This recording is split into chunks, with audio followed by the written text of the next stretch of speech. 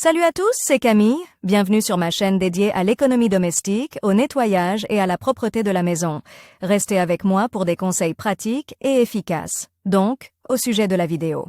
Entretien auteur Elena en lecture 3 minutes. Publié le 26.09 2019. Parfois, le repassage peut se transformer en véritable enfer si l'on ne connaît pas les règles de base de l'entretien. Il semblerait, bien, pourquoi ces règles? Prendre le fer à repasser et conduire le tissu d'avant en arrière. Mais ce n'est pas du tout le cas. Le repassage du linge, des vêtements, des articles ménagers est une tâche si spécifique qu'un seul geste maladroit et le tissu est irrémédiablement abîmé. Les difficultés sont particulièrement importantes lorsqu'il s'agit de produits spécifiques qui ne font pas partie de la garde-robe quotidienne, uniforme militaire, épaulettes, gilets réfléchissants, etc. Aujourd'hui, nous allons parler d'un détail tel que le GU. Nous vous expliquons dans cet article ce que c'est et comment repasser correctement ce détail du vêtement de marin. Comment repasser un GU de marin? Le GU est un collier de travail de marin qui se porte autour du cou, séparément du costume. Il se caractérise par une couleur bleue et 3 bandes blanches sur le pourtour. Il peut parfois être caractérisé par d'autres éléments,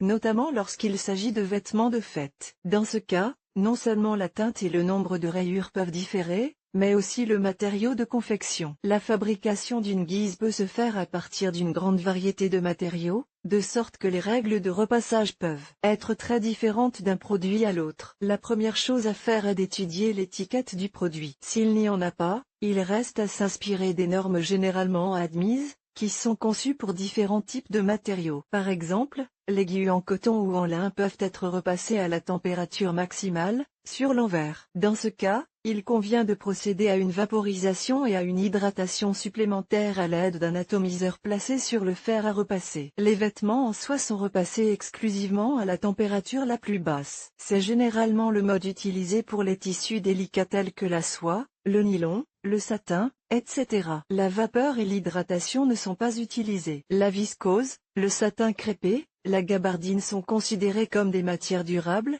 mais il faut en prendre soin. Les vêtements fabriqués dans ces tissus sont repassés à température moyenne, sans utiliser la vapeur. En outre, lors du repassage, il est préférable de placer une gaze pour éviter les brûlures sur la surface du col marin. Le tweed, le polyester et tous les vêtements synthétiques peuvent être repassés à la température maximale. Mais ne vous précipitez pas pour régler immédiatement la température maximale. Il est préférable d'essayer de repasser d'abord à une température moyenne, et si le tissu ne se défroisse pas, d'augmenter la température. Ces cols doivent également être repassés à travers de la gaze ou tout autre tissu fin. La vapeur est autorisée, mais il est préférable d'éviter l'humidification, qui peut provoquer l'apparition de stries et de taches. Voilà peut-être toutes les règles de base qui vous aideront à repasser qualitativement et rapidement vos gypses de marin. Essayez de traiter le tissu avec soin et de ne pas l'exposer trop longtemps à des températures élevées, et ce vêtement conservera longtemps son aspect.